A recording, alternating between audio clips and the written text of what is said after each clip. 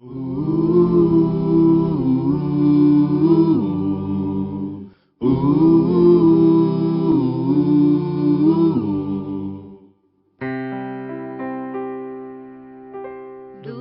teu falar,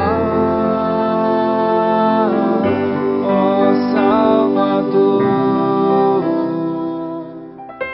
jamais vou duvidar, é encorajador. Alimento Diário, Série E, Então Virá o Fim. Título do volume 3, Preparar o Material para a Edificação. Autor, André Dong. Título da semana 4, A Caminho da Cruz, da Morte e da Ressurreição. Terça-feira, ler com oração Isaías 53, versículo 5. Ele foi traspassado pelas nossas transgressões e moído pelas nossas iniquidades. O castigo que nos traz a paz estava sobre ele, e pelas suas pisaduras fomos sarados. A oração no Getsemane. Abordamos na mensagem anterior o plano dos religiosos para prender o Senhor Jesus, a indicação do traidor e a instituição da ceia do Senhor. Ainda sobre a indicação do traidor, o capítulo 13 do Evangelho de João acrescenta que quem fez a pergunta ao Senhor Jesus foi o discípulo que se reclinava sobre seu peito.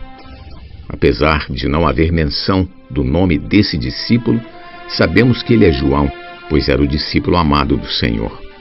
Continuando, lemos: Respondeu Jesus: É aquele a quem eu der o pedaço de pão molhado.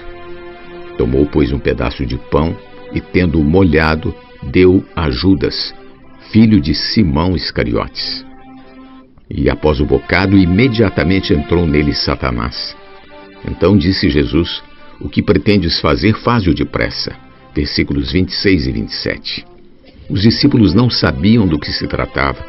Então, a partir desse momento, vemos que foi manifestado o traidor e Satanás entrou nele. A traição que levou o Senhor Jesus à morte foi realmente obra de Satanás. Mais tarde, no Getsemane, acompanhado de seus discípulos, o Senhor pediu que se assentassem enquanto ia orar. Levando consigo Pedro, Tiago e João, começou a sentir-se tomado de pavor e angústia. Marcos 14, 32 e 33.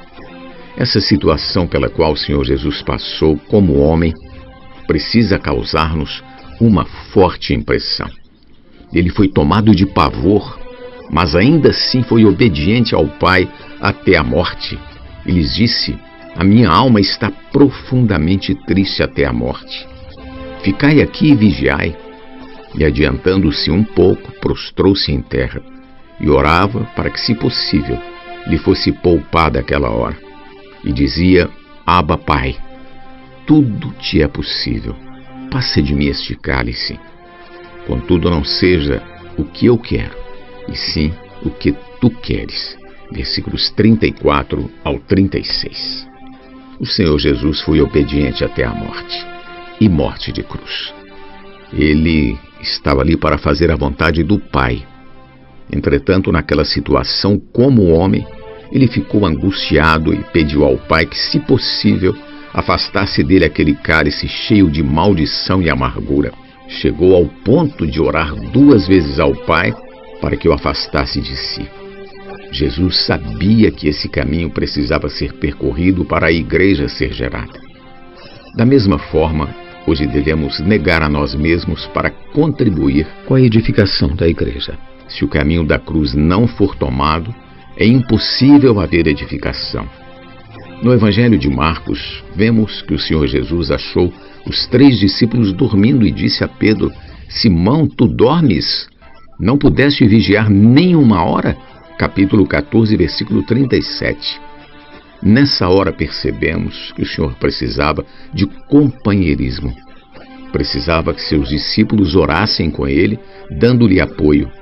Entretanto, os discípulos nesse dia estavam sonolentos, justamente quando Jesus mais precisava deles.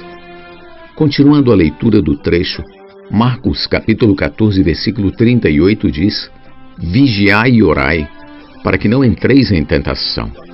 O espírito, na verdade, está pronto, mas a carne é fraca. Aleluia, porque o Senhor disse: o espírito, na verdade, está pronto. O espírito sempre está pronto. A carne é fraca. Por isso, voltemo-nos para o espírito. No espírito temos como experimentar a cruz. Retirando-se de novo, orou repetindo as mesmas palavras. Voltando, achou-os outra vez dormindo, porque os seus olhos estavam pesados e não sabiam o que lhe responder. E veio pela terceira vez e disse-lhes: ainda dormis e repousais? Basta, chegou a hora. O Filho do Homem está sendo entregue nas mãos dos pecadores. Levantai-vos, vamos, eis que o traidor se aproxima. Versículos 39 ao 42. A Bíblia registra que, enquanto ele falava, Judas chegou acompanhado de uma turba, com espadas e porretes para prendê-lo. Marcos 14, 43. Vejamos a sequência. O traidor tinha-lhes dado esta senha: aquele a quem eu beijar é esse. Prendei-o e levai-o com segurança. E logo que chegou, aproximando-se, disse-lhe: Mestre, e o beijou. Então lhe deitaram as mãos e o prenderam. Nisto, um dos circunstantes, sacando da espada, feriu o servo do sumo sacerdote e cortou-lhe a orelha. Versículos 44 a 47. Na narrativa do Evangelho de Marcos, contada por Pedro, não há um registro de quem feriu o servo, mas o Evangelho de João claramente declara que foi Pedro, capítulo 18, versículo 10. Este quis defender o Senhor. Marcos 14, 48 ao 50 diz assim: disse-lhes Jesus: saístes com espadas e porretes para prender-me como a um salteador? Todos os dias eu estava convosco no templo ensinando, e não me prendestes? Contudo, é para que se cumpram as Escrituras. Então, deixando, todos fugiram. No mesmo relato no Evangelho de João, quando chegaram aqueles que vieram prendê-lo, o Senhor perguntou a quem buscavam. Respondendo-lhe, disseram: a Jesus, o Nazareno. Jesus então respondeu: sou eu. Eles recuaram e caíram por terra. Esse nome tem poder. Aleluia! Ele era o mesmo eu sou que falou a Moisés em Êxodo 3,14. Aleluia! O Senhor Jesus é o eu sou. Mas, para que se cumprisse o plano de Deus, ele se submeteu e deixou que o prendessem. Pergunta de hoje: por que no Getsêmani, quando foi orar, Jesus chamou Pedro, Tiago e João? Jesus é o nosso amado Senhor. Do teu falar, ó Salvador, jamais vou duvidar, é encorajador, fiel me faz andar, faz tua glória eu ver, o mal vem derrotar. Fiel me faz andar, faz tua glória eu ver, o mal vem derrotar.